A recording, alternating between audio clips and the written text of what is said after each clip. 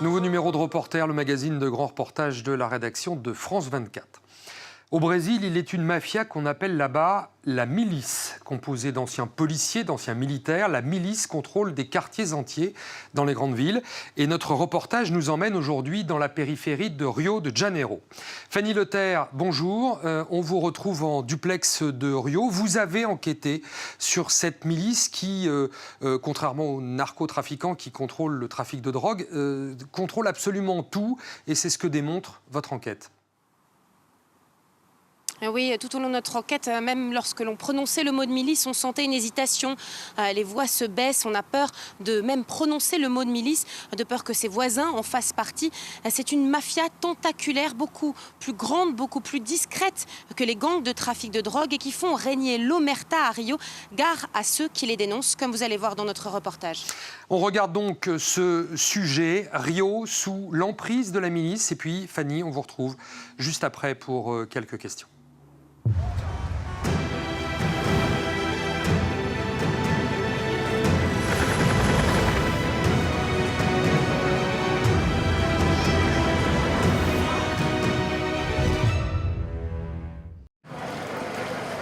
Six mois sans réponse. 6 mois que la famille, les amis, les militants du parti, le peuple de Rio et du Brésil ne savent pas qui a commandité le meurtre de Marielle. On est ici pour demander justice. Qui a assassiné Marielle Franco? Pourquoi l'ont-ils tuée? Vereadora Marielle Franco do PSOL foi assassinada agora à noite no Rio de Janeiro. 4 balles dans la tête. L'attaque était calculée. Aucune caméra de surveillance ne fonctionnait sur les lieux de l'embuscade. Uma das linhas de investigação apura o envolvimento de milicianos no assassinato da vereadora. La milice, une organisation criminelle qui fait régner l'omerta sur Rio de Janeiro.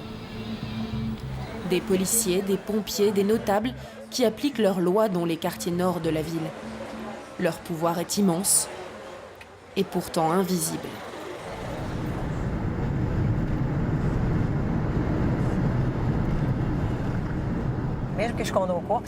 Quand ils font disparaître les corps, si au moins quelqu'un dénonçait la disparition, on pourrait agir.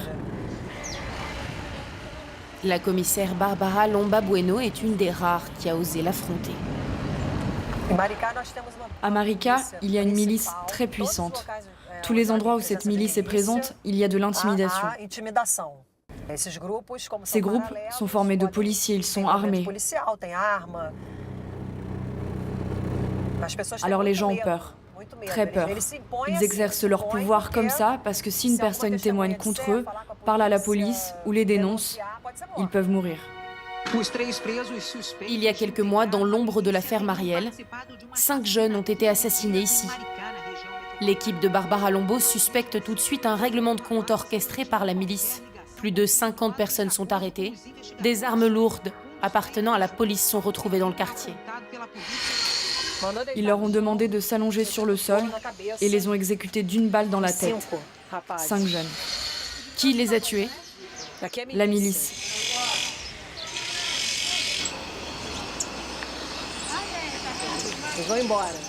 Les gens partent. Ne partez pas. Ils ont peur. C'est plus calme par ici? Oui. Au moins, il n'y a pas eu de crime identique? Non, non.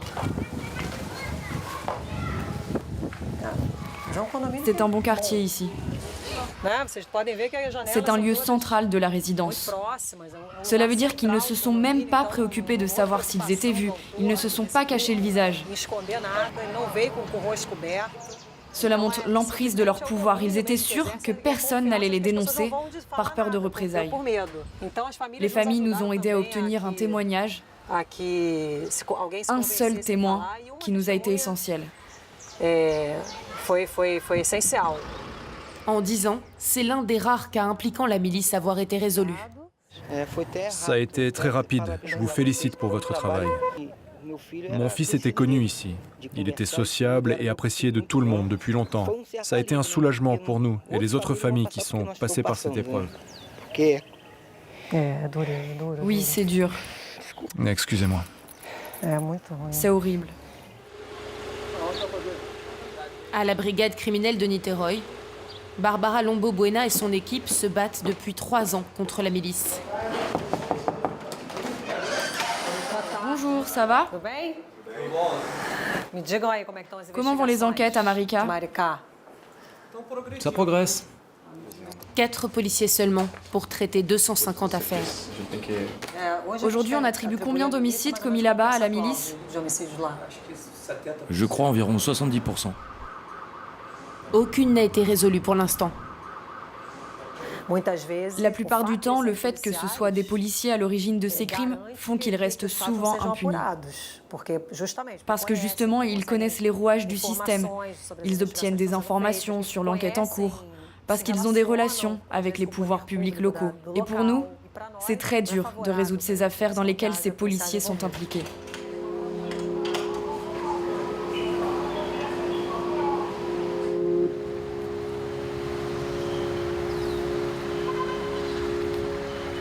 Dans cette université en périphérie de Rio, le professeur José Claudio Souza étudie la milice depuis plus de 25 ans.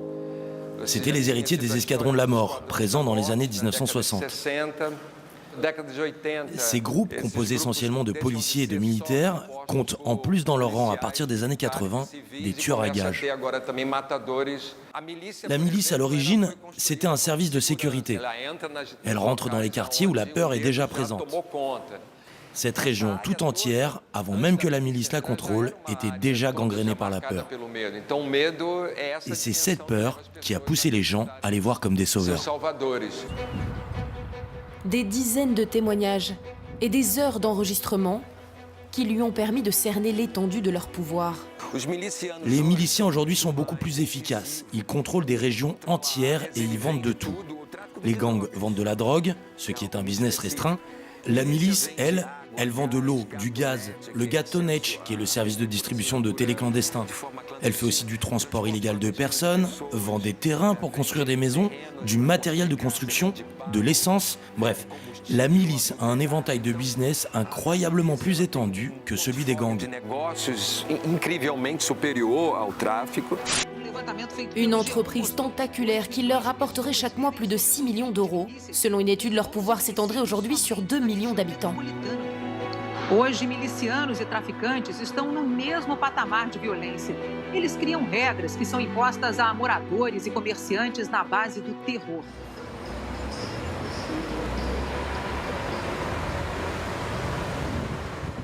Dans cette banlieue nord de Rio, la milice impose une contribution aux commerçants, comme à ce mécanicien.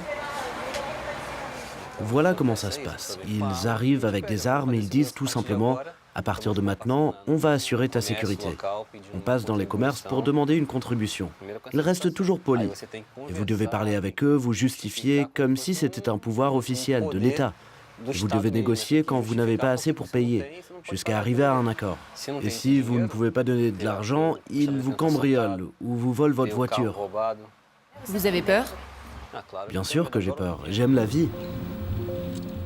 Gare à celui qui refuse de se soumettre à leur pouvoir.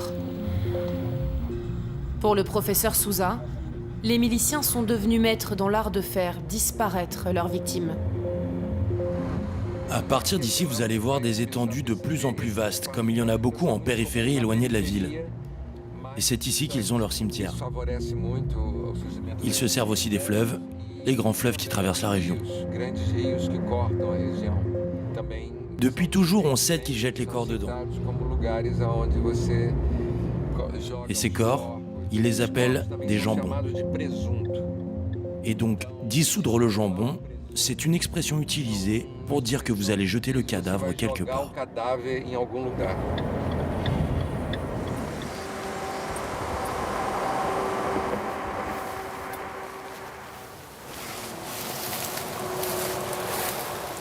Ici, c'est le fleuve Bandou.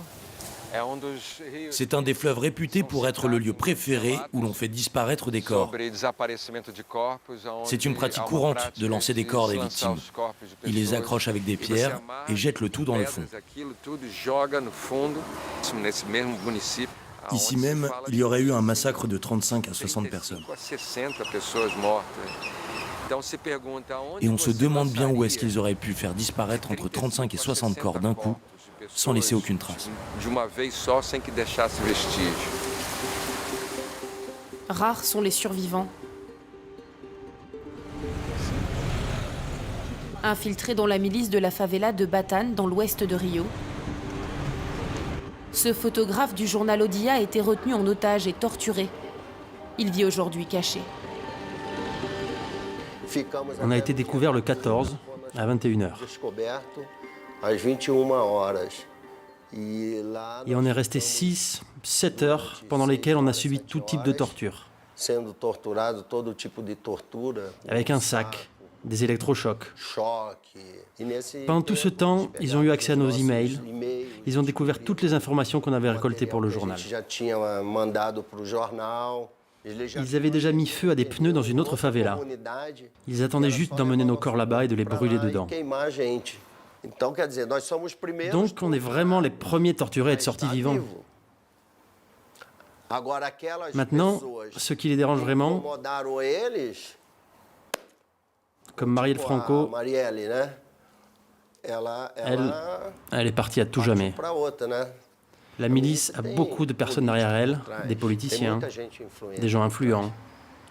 Marcelo Freixo, s'il continue à creuser, ça peut être le prochain.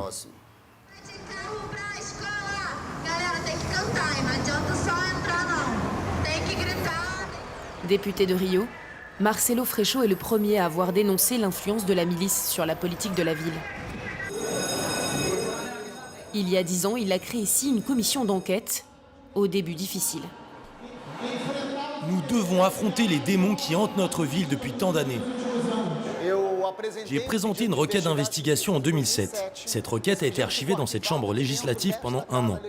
Ils ne voulaient pas qu'on enquête, car la plupart des députés sont des miliciens ou liés à la milice. Moi et d'autres membres de la commission, des juges, des enquêteurs, avons reçu des menaces de mort. Car affronter la milice, c'est comme affronter la mafia. Tant qu'ils auront un pouvoir territorial, tant qu'ils auront un pouvoir économique, ils continueront d'être une menace. À chaque instant, ils peuvent faire élire un nouveau député et influencer de nouveaux hommes politiques.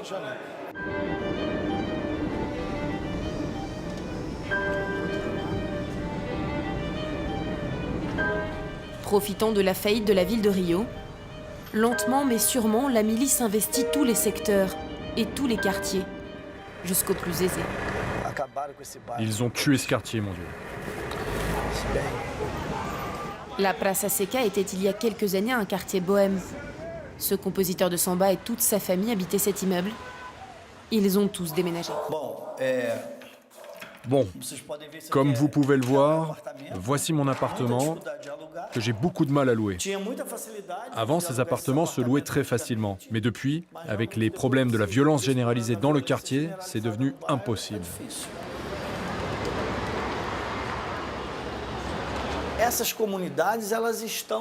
Ces favelas sont sous contrôle de divers groupes de narcotrafiquants.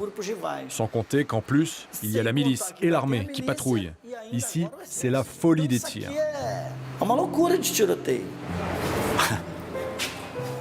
Ça me donne envie de pleurer.